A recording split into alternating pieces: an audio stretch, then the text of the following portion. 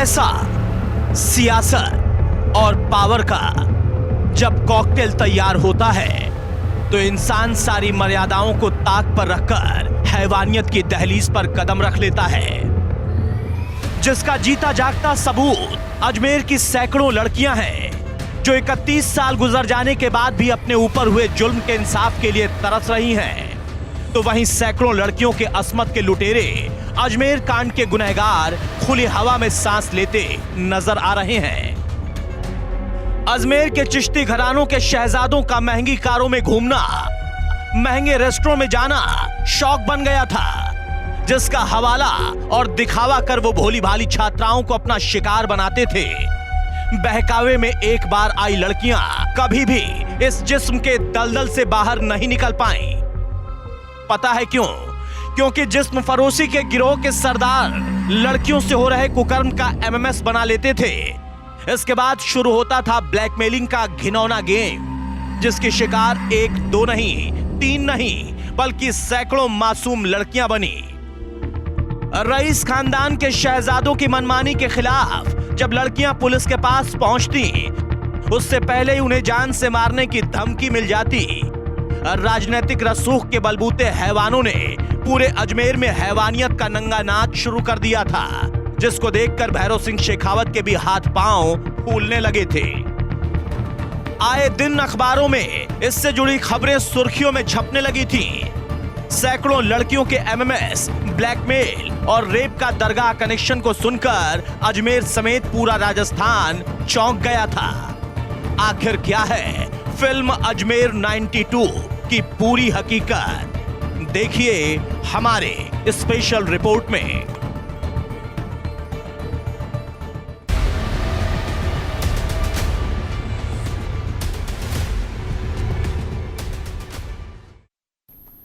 नमस्कार, हिंदी खबर देख रहे हैं आप। आपके साथ मैं हूं विकास ब्रजेश सक्सेना। अजमेर 92 ये नाम तो आपने सुना ही होगा। सच्ची घटनाओं पर आधारित जितनी भी फिल्में थिएटर्स और ओटीटी पर आईं, उनका जबरदस्त विरोध हुआ। लेकिन कहते हैं कि फिल्में समाज का आईना होती हैं और फिल्मी कहानियां समाज से ही जुड़ी होती हैं। बता दें कि 14 जुलाई को अजमेर 92 फिल्म आने वाली है, जिसको लेकर विशेष समुदाय के लोग सड़कों पर उतर आए हैं। कोई कहता है कि यह मनगढ़ंत स्टोरी है, तो कोई इसे राजस्थान इलेक्शन से जोड़ता नजर आ रहा है। दरअसल लोगों की माने तो पिछले दिनों कर्नाटक में चुनाव था, तो उस वक्त the Kerala story film release हुई, जिससे धर्मांतरण और जिहादियों की करतूत को बखूबी उस फिल्म में फिल्माया गया था। महज इसे इत्तेफाक मानिए या फिर हकीकत कि राजस्थान में विधानसभा के चुनाव होना तय है, लेकिन 100 से ज्यादा मासूमों की कराह की आवाज बन रही अजमेर 92 का विरोध कितना सही है और कितना गलत है, यह तो फिलहाल धर्म के आकाओं को तय नहीं करना चाहिए। दरअसल बेगुनाह किसी धर्म और समुदाय से नहीं आता, बल्कि वो अपनी तकलीफ भरी जिंदगी के एवज में कानून के सामने इंसाफ की गुहार लगाता है। और अजमेर 92 फिल्म भी 100 से ज्यादा उन मासूमों की कहानी है जिसे बिस्तर पर एक बार ही नहीं बल्कि कितनी बार रौंदा गया है। उनकी आंखों से इतने आंसुओं की धार निकली कि अब उनकी आंखें पथरा गई हैं और जिस्म बूत सा बन गया है।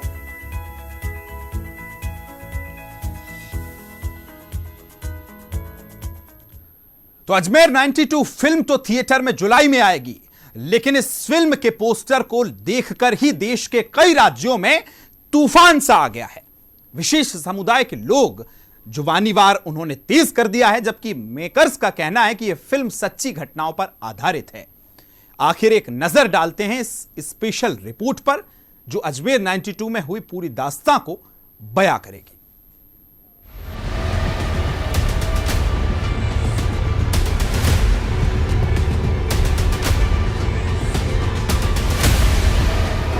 अजमेर 92 की ग्राउंड जीरो से पूरी हकीकत,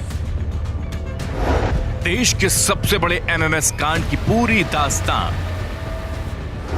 अजमेर दरगाह के शरीफ खादिम की काली करतूत, रईस चिश्ती के शहजादों पर यौन शोषण का आरोप,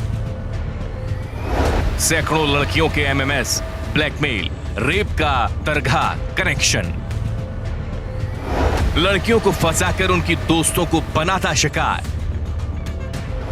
पुलिस को खबर देने पर लड़कियों को मिलने लगी धमकियां।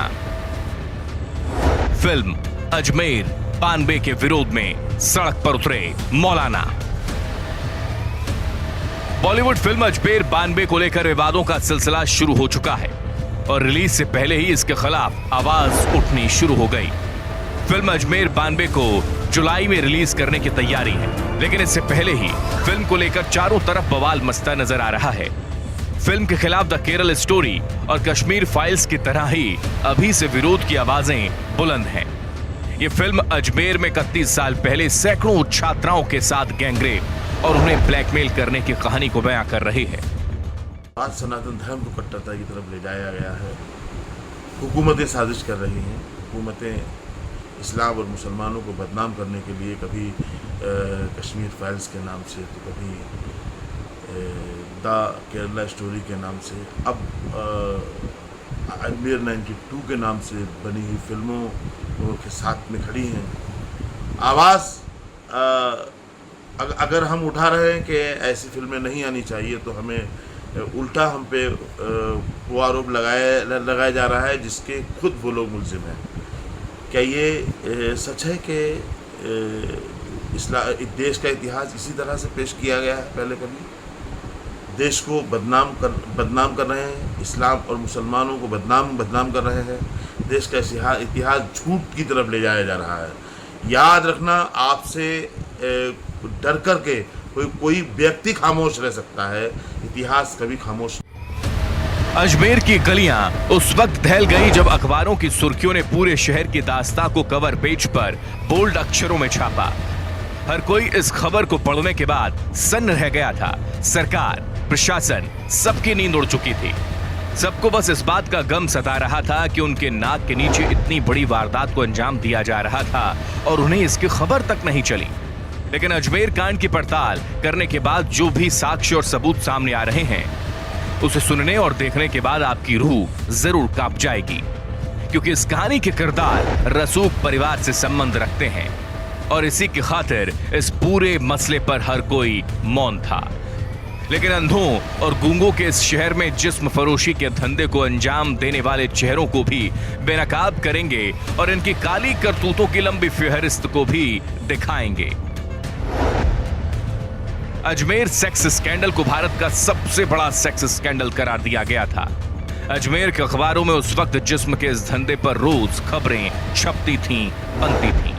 लेकिन आज फिर छात्राओं के साथ हुआ कुकर्म एक बार फिर चर्चाओं में है, क्योंकि इस बार इस घटना को लेकर अजमेर 92 फिल्म बनाई गई है, जिसका विरोध अजमेर से देश के कई शहरों तक पहुंच गया।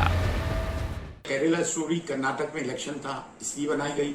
अभी अजमेर 92 फाइल्स जो है, क्योंकि राजस्थान में इलेक्शन इसलिए बनाई जा रही है, और ये जो है इसमें कुछ लोगों को सजा हो गई है और कुछ लोगों पे अभी एक केस चल रहा है, the matter is सब्जुडाइज।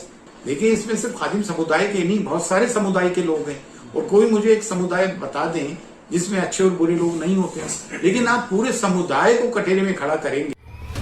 Media reports में यह दावा किया जाता है कि अजमेर के 100 से ज्यादा स्कूली और कॉलेज छात्राओं का यौन शोषण किया गया था। यह आंकड़ा 100 से ज्यादा और 100 से कम भी हो सकता है। अजमेर कांड का आरोप शहर के सबसे रईस और ताकतवर खानदानों में से एक चिश्ती परिवार के नफीस चिश्ती, फारूक चिश्ती और अनवर चिश्ती पर लगा था। आखिर जिन पर आरोप लगा है, अनवर, फारूक और नफीस चिश्ती कौन हैं, पहले इसे समझिए। अभी देखें ना, कश्मीर फाइल्स की विषय वस्तु आज की नहीं है। कश्मीर फाइल्स की विषय वस्तु दशकों पुरानी है। ऐसे ही अजमेर 92 माने 92 की घटना है। द केरला स्टोरी पुराने ज़माने की कहानी है और आज भी वहाँ ऐसा हो रहा है। तो इसको दिखा पाना केवल इसलिए संभव हो पाया है कि देश में आज वातावरण बदल रहा है। अब मैं इसमें एक बात और कहना चाहूँगा कि ये जो जिहादी मानसिकता है, मैं ये नहीं मानता कि उस धर्म के सारे लोग इस मानसिकता से ग्रस्त हैं, लेकिन दुख का विषय है कि इस जिहादी मानसिकता में जो लोग आक्रामक हैं और जो लोग सुधारवादी हैं, उदारवादी हैं, उनकी आवाज़ इनमें दबके रह जाती है। जो आक्रामक लोग हैं वही उस धर्म की ड्राइविंग सीट पर बैठे हैं, जिसका दुष्परिणाम देश के सामने विभिन्न रूपों में आता है।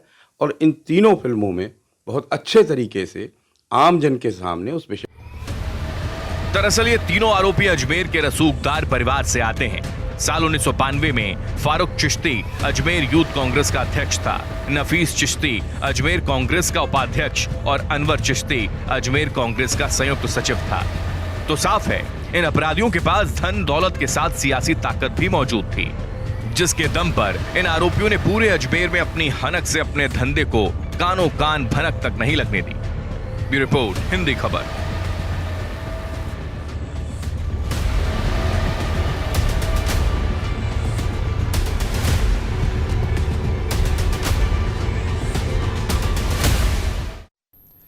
तो पैसे और सियासत की ताकत पर स्कूली और कॉलेज की लड़कियों का रेप करना और उसकी तस्वीरें उतारना शोभा नहीं देता। लेकिन 1992 में अजमेर में ऐसा वाकया हुआ जिसने पूरे देश की धड़कन बढ़ा दी। आखिर क्या है पूरा मामला, इस रिपोर्ट में समझ लीजिए। दशक 90 का था। उस दौर में शहर में कम ही रेस्टो हुआ करते थे, जिसका फायदा उठाकर चिश्ती घराने के शहजादों ने छात्राओं के एक रेस्टोरेंट में आइसक्रीम पार्टी दी।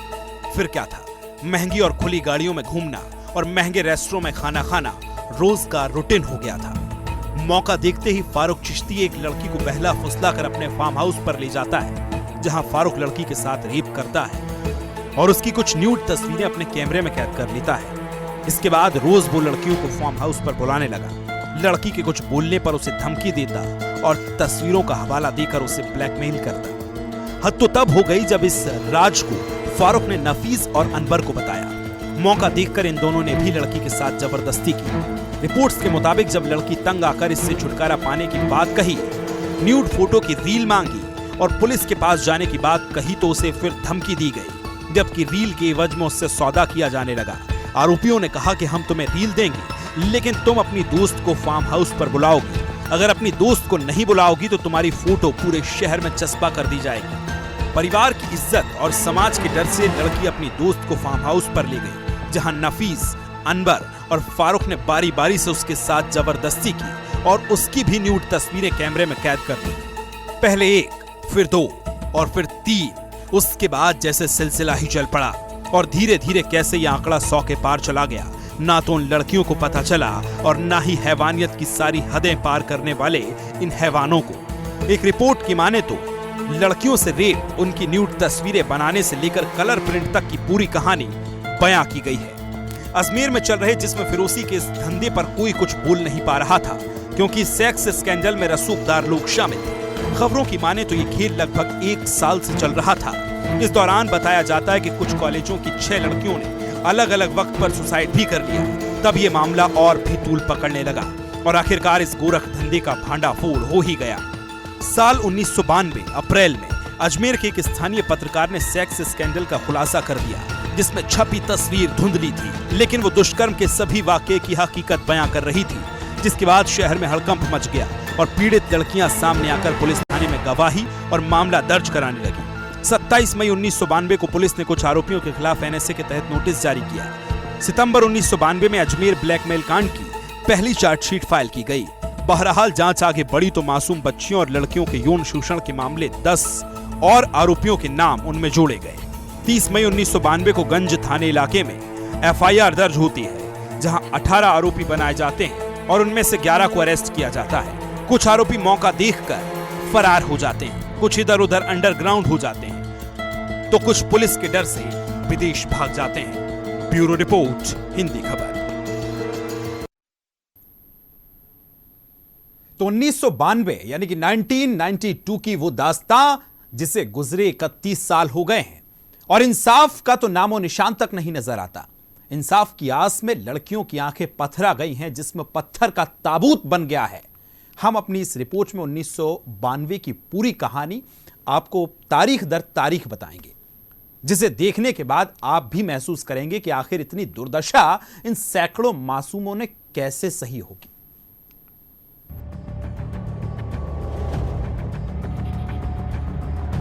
अजमेर 92 फिल्म तो अभी जुलाई में रिलीज होगी, लेकिन उससे पहले ही देश में इस फिल्म को लेकर बवाल मचना शुरू हो गया है। फिल्म मेकर्स की माने तो यह फिल्म सच्ची घटनाओं पर आधारित है। आखिर 1992 में राजस्थान के अजमेर में ऐसा क्या हुआ था जिसको लेकर 31 साल के बाद हो हल्ला हो रहा है। आइए एक नजर डालते हैं अजमेर 92 की टाइमलाइन पर। अजमेर 92 का पूरा सच, 100 से ज्यादा कॉलेज गर्ल्स हुई शिकार, सेक्स स्कैंडल में बंटने लगी फोटो और जेरोक्स कॉपीज, एक के बाद एक सुसाइड से उठने लगा पर्दा, कुछ छात्राएं परेशान होकर पुलिस तक भी पहुंची। केस के मास्टरमाइंड फारूक चिश्ती, नफीस चिश्ती और अनवर चिश्ती थे। रसूखदारों के नाम आते ही पुलिस मामले को दबाने में लग गई। एक न्यूज़पेपर ने इन तस्वीरों के साथ स्टोरी पब्लिश कर दी। तस्वीरें वायरल होते ही पूरे शहर में हंगामा मच गया। बात बिगड़ती देख राजस्थान की तत्कालीन भैरव सिंह शेखावत सरकार ने जांच सीआईडी सीबी को दे दी। कोई मेंटल हुआ तो किसी ने सुसाइड कर लिया। आरोपी पुरुषोत्तम उर्फ बबली ने जमानत पर बाहर आते ही सुसाइड किया। नसीम उर्फ टार्जन अंतरिम जमानत मिलने के बाद फरार हो गए। 2010 में पुलिस ने गिरफ्तार किया। मुख्य आरोपी फारूक चिश्ती को सिजोफ्रेनिया बीमारी के बाद मानसिक रोगी घोषित कर दिया गया। फारूक चिश्ती को भी 1 फरवरी 2007 को सजा सुनाई गई। एक आरोपी पर धारा 377 के तहत अलग प्रवृत्ति का आरोप लगा था। इसके चलते वो इस केस से बच निकला और सुनवाई अलग से चली। कोई बुर्के में पकड़ा गया तो कोई विदेश भाग निकला। इकबाल भाटी को लगभग 13 साल के बाद 2005 में पकड़ा गया, बेल पर छूटकर बाहर आया। सलीम चिश्ती को लगभग 20 साल के बाद 2012 में बुर्के में पकड़ा गया। नसीम उर्फ टार्जन को लगभग 18 साल बाद 2010 में पकड़ा गया। जमीर हुसैन को एंटीसिपेटरी बेल मिल गई। नफीस को लगभग 11 साल के बाद 2003 में पकड़ा गया। साल 1992 की हकीकत को जानने के बाद ऐसा लग रहा है जैसे उन लड़कियों के साथ जो छलावा हुआ वो किसी बाप से कम नहीं। अब देखना यह है कि इस बाप के भागीदारों को कब तक कोर्ट सजा सुनाती है जिससे इन बच्चियों की रूह और आत्मा को सुकून मिल सके। रिपोर्ट हिंदी खबर।